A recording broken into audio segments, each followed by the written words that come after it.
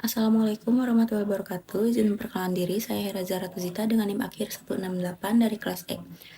Pada kesempatan kali ini saya akan mempresentasikan makalah yang berjudul Isolasi dan Analisis Senyawa Terpenoid dari Tanaman Ceri. Pada presentasi ini, saya akan membahas mengenai karakteristik tanaman ceri, kandungan senyawa terpenoid, metode isolasi, hingga proses identifikasi senyawa hasil isolasi.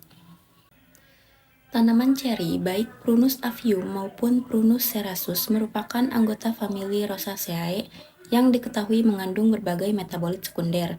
Salah satunya adalah golongan terpenoid. Terpenoid ini merupakan kelompok metabolit sekunder terbesar pada tumbuhan dengan jumlah lebih dari 20.000 senyawa.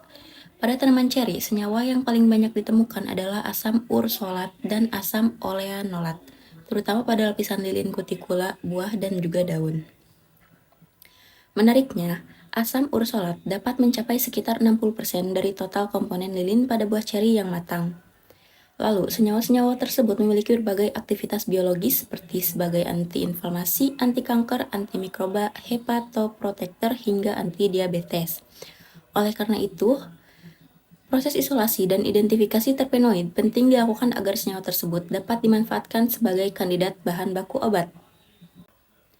Adapun tujuan dari penulisan ini adalah mengetahui karakteristik botani dan juga kandungan kimia tanaman ceri sebagai sumber terpenoid. Lalu, mengetahui aktivitas farmakologi terpenoid yang terdapat pada tanaman ceri maupun genus Prunus. Mengetahui metode isolasi senyawa terpenoid dari tanaman ceri dan juga mengetahui proses identifikasi dan analisis senyawa terpenoid dari hasil isolasi. Tanaman ceri ini termasuk kingdom Plantae famili Rosaceae dengan spesies yang paling umum yaitu Prunus avium. Secara morfologi, tanaman ini merupakan pohon yang dapat tumbuh hingga sekitar 18 meter dengan batang berdiameter lebih dari 60 cm. Lalu, daunnya berbentuk opal sehingga bulat telur dengan tepi bergerigi dan ujung meruncing. Untuk bunganya berwarna putih dan juga tumbuh secara berkelompok pada tunas tahun sebelumnya. Sedangkan buahnya ini berbentuk bulat dengan warna merah hingga merah kehitaman. Buah Prunus avium umumnya memiliki rasa manis, sedangkan Prunus cerasus memiliki rasa yang lebih asam. Bagian tanaman yang paling banyak dimanfaatkan sebagai sumber terpenoid adalah kulit buah atau epicarp, karena bagian ini mengandung lapisan lilin kutikula dengan kadar asam ursolat dan asam oleanolat yang tinggi. Selain itu juga, daun mengandung triterpenoid meskipun komposisi dan kadarnya dapat berbeda dibandingkan dengan buah. Pada kulit batang dan kayu teras juga ditemukan campuran flavonoid dan triterpenoid. Bahkan pada spesies Prunus cerasoides telah ditemukan senyawa baru yang dikenal dengan nama prunol. Terpenoid juga memiliki berbagai aktivitas farmakologi yang menjadikannya menarik untuk dikembangkan. Yang pertama, sebagai anti kanker, terpenoid ini mampu menghambat pertumbuhan sel kanker dan juga menginduksi apoptosis pada beberapa jenis sel kanker.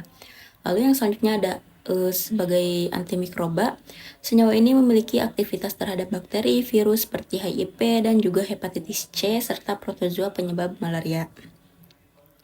Selain itu, terpenoid juga memiliki efek antiinflamasi dan hepatoprotektor, yaitu melindungi organ seperti hati, ginjal, paru-paru, dan otak dari kerusakan. Lalu aktivitas lainnya adalah meningkatkan massa otot, membantu mencegah osteoporosis, meskipun pada konsentrasi tertentu masih diperlukan penelitian lebih lanjut mengenai potensi sitotoksiknya. Proses isolasi dimulai dengan pembuatan simplisia dari bagian tanaman yang akan digunakan. Selanjutnya dilakukan maserasi menggunakan etanol 96% selama 3 kali 24 jam pada suhu kamar. Filtrat yang diperoleh kemudian diuapkan menggunakan rotary evaporator sehingga diperoleh ekstrak kental.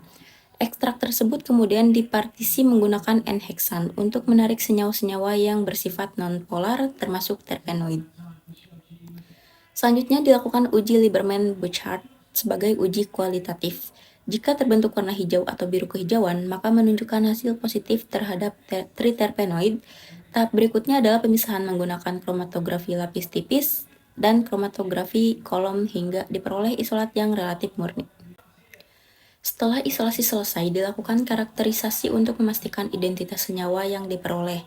Pertama, dilakukan uji kemurnian menggunakan KLT, di mana satu bercak dengan nilai RF yang konsisten menunjukkan bahwa isolat relatif murni. Selanjutnya dilakukan kembali uji Lieberman-Burchard sebagai konfirmasi adanya inti steroid atau triterpenoid. Analisis kemudian dilanjutkan menggunakan berbagai teknik spektroskopi. FTIR digunakan untuk mengidentifikasi gugus fungsi, UV visible digunakan untuk melihat pola serapan cahaya, GCMS atau LCMS digunakan untuk menentukan bobot molekul dan pola fragmentasi, sedangkan NMR merupakan metode yang paling akurat untuk menentukan struktur lengkap serta membedakan isomer seperti asam ursolat dan asam uleanolat. Sedangkan NMR merupakan metode yang paling akurat untuk menentukan struktur lengkap serta membedakan isomer seperti asam ursolat dan asam oleanolat. Berdasarkan pembahasan yang telah dilakukan, dapat disimpulkan bahwa tanaman ceri merupakan salah satu sumber triterpenoid pentasiklik, terutama asam ursolat dan asam oleanolat. Senyawa tersebut memiliki berbagai aktivitas farmakologi seperti antikanker, antiinflamasi, hepatoprotektor, dan antimikroba sehingga berpotensi dikembangkan sebagai bahan baku obat. Proses isolasi ini dilakukan melalui tahapan maserasi, partisi N-heksan, uji Lieberman-Burchard, LKLT, dan kromatografi kolom. Sedangkan identifikasi memerlukan kombinasi berbagai metode analisis seperti FTIR, UV visible, GCMS atau LCMS, serta NMR agar struktur senyawa dapat dipastikan secara akurat. Demikian presentasi yang dapat saya sampaikan. Terima kasih atas perhatiannya. Mohon maaf apabila ada kekurangan dalam penyampaian maupun isi materi. Wassalamualaikum warahmatullahi wabarakatuh.